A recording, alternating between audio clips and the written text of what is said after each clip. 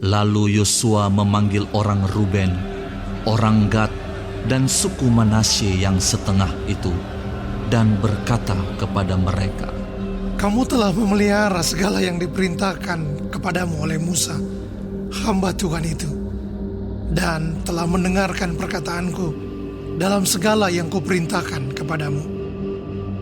Kamu tidak meninggalkan saudara-saudaramu selama waktu ini sampai sekarang, tetapi kamu setia memelihara perintah Tuhan Allahmu kepadamu. Tetapi sekarang Tuhan Allahmu telah mengaruniakan keamanan kepada saudara-saudaramu, seperti yang dijanjikannya kepada mereka. Oleh sebab itu, pulanglah ke kemahmu, ke tanah milikmu, yang telah diberikan kepadamu oleh Musa, hamba Tuhan itu, di seberang Yordan. Hanya lakukanlah dengan sangat setia perintah dan hukum yang diperintahkan kepadamu oleh Musa, hamba Tuhan itu, yakni mengasihi Tuhan Allahmu, hidup menurut segala jalan yang ditunjukkannya, tetap mengikuti perintahnya, berpaut padanya, dan berbakti kepadanya dengan segenap hatimu dan dengan segenap jiwamu." Lalu Yosua memberkati mereka dan melepas mereka pergi. Maka pulanglah mereka ke kemah mereka. Kepada suku Manasye yang setengah telah diberikan Musa bagian mereka di Basan. Kepada suku yang setengah lagi telah diberikan Yosua bagian mereka di antara saudara-saudara mereka di sebelah barat sungai Yordan. Lagipun ketika Yosua melepas mereka pergi ke kemah mereka, setelah memberkati mereka, maka ia berkata kepada mereka demikian, "Pulanglah ke kemahmu dengan kekayaan yang banyak, dan dengan sangat banyak ternak, dengan perak, emas, tembaga, besi, dan dengan pakaian yang sangat banyak.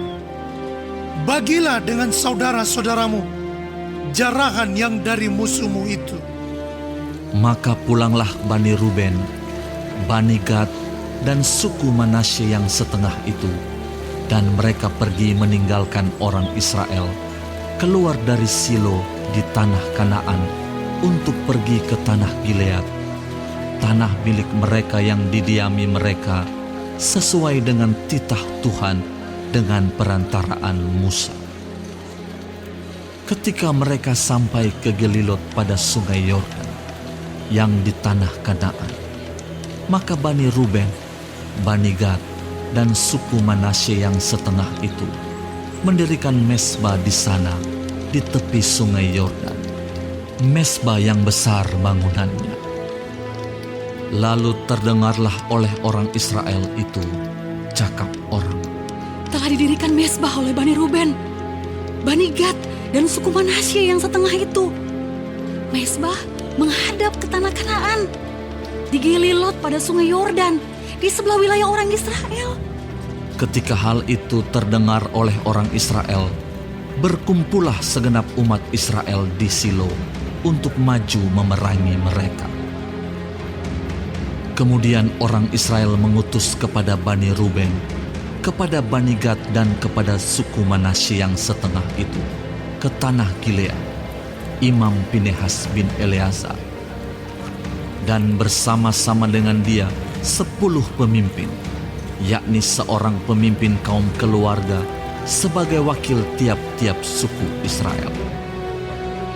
Masing-masing mereka itu kepala kaum keluarganya di antara kaum-kaum orang Israel. Setelah mereka sampai kepada Bani Ruben, kepada Bani Gad, dan kepada suku Manasye yang setengah itu di tanah Gilead, berkatalah mereka kepada orang-orang itu demikian, "Beginilah kata segenap umat Tuhan. Apa macam perbuatanmu yang tidak setia ini terhadap Allah Israel, dengan sekarang berbalik daripada Tuhan dan mendirikan mezbah bagimu, dengan demikian memberontak terhadap Tuhan pada hari ini. Belum cukupkah bagi kita noda yang di Peor itu, yang daripadanya kita belum mentahirkan diri sampai hari ini, dan yang menyebabkan umat Tuhan kena tulah? Sehingga kamu berbalik pula sekarang ini membelakangi Tuhan. Jika kamu hari ini memberontak terhadap Tuhan, maka besok Ia akan murka kepada segenap umat Israel. Akan tetapi jika sekiranya tanah milikmu itu najis, marilah menyeberang ke tanah milik Tuhan, tempat kedudukan kemah suci Tuhan, dan menetaplah di tengah-tengah kami. Tetapi janganlah memberontak terhadap Tuhan, dan janganlah memberontak terhadap kami dengan mendirikan mezbah bagimu sendiri selain dari mezbah Tuhan Allah kita. Ketika Akan bin Zerah berubah setia dengan mengambil barang-barang yang dikhususkan, bukankah segenap umat Israel kena murka?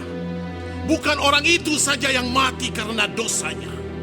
Lalu jawab Bani Ruben, Bani Gad, dan suku Manasye yang setengah itu, katanya kepada para kepala kaum-kaum orang Israel, Allah segala Allah, Tuhan, Allah segala Allah, Tuhan, Dialah yang mengetahui, dan patutlah orang Israel mengetahuinya juga. Jika sekiranya hal ini terjadi dengan maksud memberontak atau dengan maksud berubah setia terhadap Tuhan, biarlah, jangan Tuhan selamatkan kami pada hari ini. Jika sekiranya kami mendirikan mezbah untuk berbalik daripada Tuhan, untuk mempersembahkan korban bakaran dan korban sajian di atasnya, serta korban keselamatan di atasnya, biarlah Tuhan sendiri yang menuntut balas terhadap kami. Tetapi sesungguhnya kami telah melakukannya karena cemas. Sebab pikir kami, di kemudian hari anak-anak kamu mungkin berkata kepada anak-anak kami demikian, apakah sangkut pautmu dengan Tuhan Allah Israel? Bukankah Tuhan telah menentukan sungai Yordan sebagai batas antara kami dan kamu? Hai orang Bani Ruben dan Bani Gad, kamu tidak mempunyai bagian akan Tuhan. Demikianlah mungkin anak-anak kamu membuat anak-anak kami berhenti daripada takut akan Tuhan. Sebab itu kata kami, biarlah kita mendirikan mezbah itu bagi kita, bukanlah untuk korban bakaran dan bukanlah untuk korban sembelihan, tetapi supaya mezbah itu menjadi saksi antara kami dan kamu dan antara keturunan kita kemudian, bahwa kami tetap beribadah kepada Tuhan di hadapannya dengan korban bakaran, korban sembelihan, dan korban keselamatan kami. Jadi, tidaklah mungkin anak-anak kamu di kemudian hari berkata kepada anak-anak kami, kamu tidak mempunyai bagian pada Tuhan. Lagi kata kami, apabila di kemudian hari demikian dikatakan mereka kepada kita dan kepada keturunan kita, maka kita akan berkata, tengoklah bangunan tiruan mezbah Tuhan itu yang telah dibuat oleh nenek moyang kami, bukan untuk korban bakaran dan bukan untuk korban sembelihan, tetapi mezbah itu menjadi saksi antara kami dan kamu. Jauhlah daripada kami untuk memberontak terhadap Tuhan dan untuk berbalik daripada Tuhan pada hari ini dengan mendirikan mezbah untuk korban bakaran, korban sajian, atau korban sembelihan. Mezbah yang bukan mezbah Tuhan Allah kita yang ada di depan kemah sucinya. Setelah Imam Pinehas dan para pemimpin umat serta para kepala kaum-kaum orang Israel yang bersama-sama dengan dia, mendengar perkataan yang dikatakan oleh Bani Ruben, Bani Gad, dan Bani Manasye itu, maka mereka menganggap hal itu baik. Kemudian berkatalah Imam Pinehas bin Eleazar kepada Bani Ruben, Bani Gad, dan Bani Manasye, Sekarang, taulah kami bahwa Tuhan ada di tengah-tengah kita. Sebab tidaklah kamu berubah setia terhadap Tuhan. Dengan demikian, kamu telah melepaskan orang Israel dari hukuman Tuhan. Sesudah itu, Imam Pinehas bin Eleazar serta para pemimpin itu meninggalkan Bani Ruben dan Bani Gad di tanah Gilead, pulang ke Kanaan kepada orang Israel, lalu disampaikanlah berita itu kepada mereka.